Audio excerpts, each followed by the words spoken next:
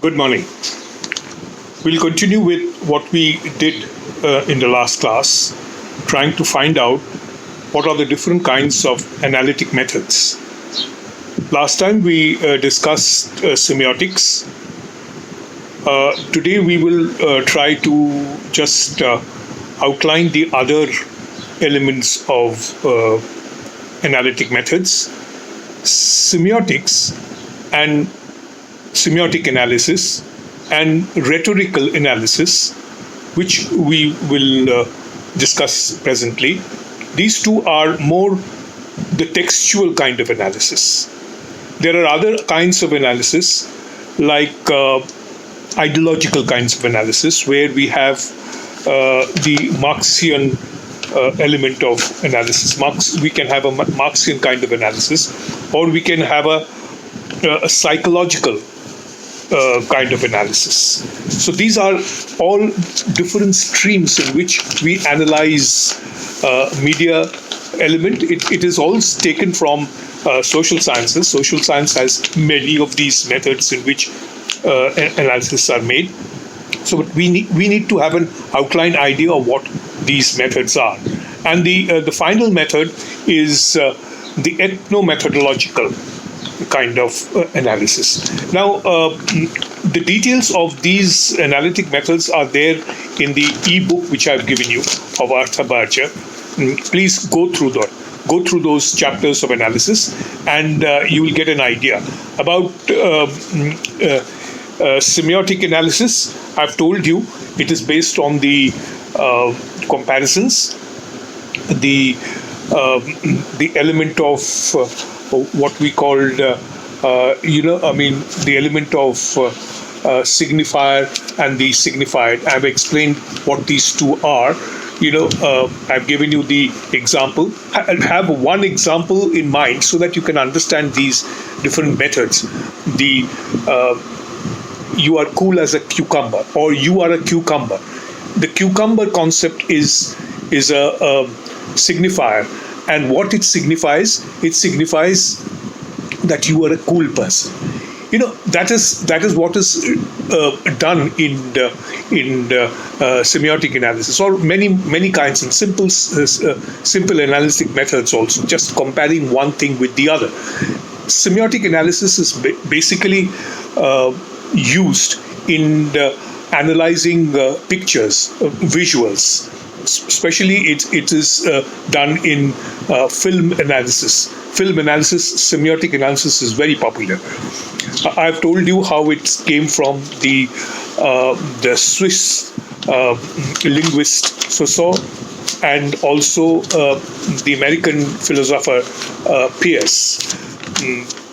So those are the two major people, or the founding fathers of this kind of methodology, and that has many other people have earlier or later added things like we'll come to those names when we are analyzing postmodernism. Those names will refer back, but these are all as I told you, these semiotic analysis and everything, these are part of the postmodernism era, or postmodernism efforts in analyzing texts.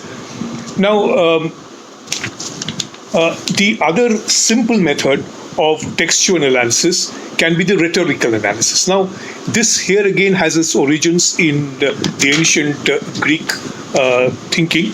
It's a simple method of analyzing the persuasive power of the texts. This was basically started by Aristotle. His famous book of, the famous book of Poetics, which analyzes tragedy, drama especially, and that gives an idea of how rhetorical analysis is implied. He took this idea, took from his the method in which rhetorics was used in his time in Greece, and because the rhetorics, or the orators, especially Cicero and others, they use that form of persuasive talking from the platform to general people. And his predecessor, Aristotle's predecessor, Plato, has put them on the highest position, because the the kings or the people who ruled are very good orators. So they were the people who used persuasive power. So that is the type of persuasive power. That is the the method of rhetorical analysis. Whether the element or the thing which you write or you analyze, whether it persuades you. Now, today, when we apply these analytic methods, we use these words which Aristotle has used, say ethos, pathos, and logos. So these are terms, Greek terms, but now it has become very common. In fact, these words are used by people who study advertising. The element of persuasive power that goes in advertising. So ethos is, the credibility part of the speaker. Then pathos is the emotion, the understanding the frame of mind, the emotion, appealing to the emotion of the audience. Pathos, and or trying to persuade or touch the pathos of the people. And then logos is basically the words you use. So these are words, these are simple terms, now become almost common day use for a rhetorical analysis. Now, read a little bit about Barsabajo's book on what rhetorical analysis is. You can use rhetorical analysis when you are trying to persuade. You have your arguments ready for a persuasive analysis. Then, if you are using the ideological elements, you can use Marxist analysis. Take for example the history writing, who the researchers have all these material collected from different manuscripts and different speeches and everything, and then they sit down and use a Marxist point of view in analyzing history. For example, say Romila Thapar, for example, she's a Marxist analysis. Irfan Habib, for example, he's a Marxist analysis. He shows how history can be written from the common man's point of view. Earlier history, for example, our history was written by the British.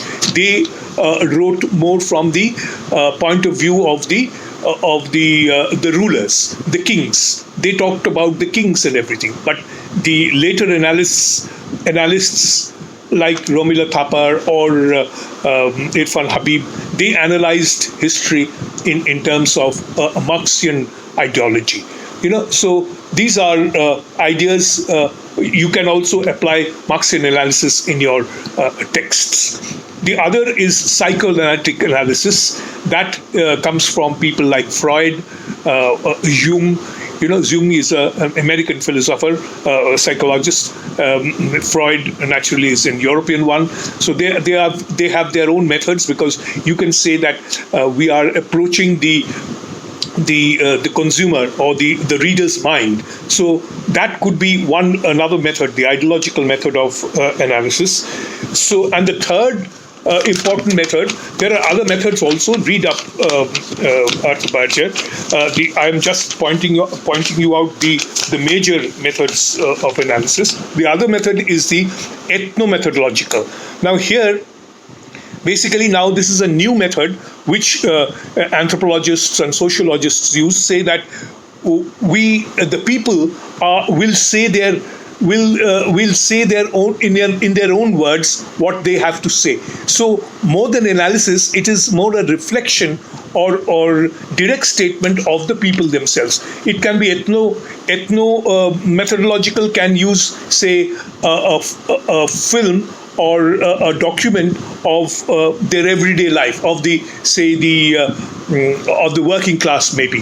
So by giving a documentation of their everyday speech, everyday problems, issues, that could be another method of analyzing. That's the ethnographical method or ethno-methodological way of putting in an analysis type. So these are different methods of analysis. I've told you these are the analysis, the qualitative kind of analysis. I've told you you are supposed to use a mixed kind of analysis, the quantitative and the qualitative. Quantitative is the questionnaire format which you have introduced. You get the information, you count the information, how many people have said this, how many people have said that. So those are the numerical way of analyzing your answers or the material you have collected, and then and use an analysis, the qualitative method. It can be ethnological, it can be ideological, it can be textual, it can be semiotic, whichever way you want to analyze, or a simple, an analysis, a persuasive analysis, a historical analysis, which you can use and try to, put forward your statement. So it should be a mixture of both a quantitative and qualitative method of analysis to come to a conclusion. So we will continue to, because these are not very easy terms, I've just outlined them, but you need to do a little bit of reading yourself. Read from that book, from Arthur Berger, who's a simple person, simple in simplifying these complicated concepts for media analysts or media researchers. So read that book, you will understand a little bit. If you have any problems, ask me, but get these ideas clear. What is the analytic method? And you are free to choose what kind of analysis you will introduce to write your answer. I would suggest, for the time being, keep to the simplest or the easiest method. Don't go into the complicated method. There are many. You will look into his book, Arthur Berger's book. There are so many different complicated methods of analysis. Choose the easiest and do your work. So we will come to that complicated methods later. Okay? Thank you.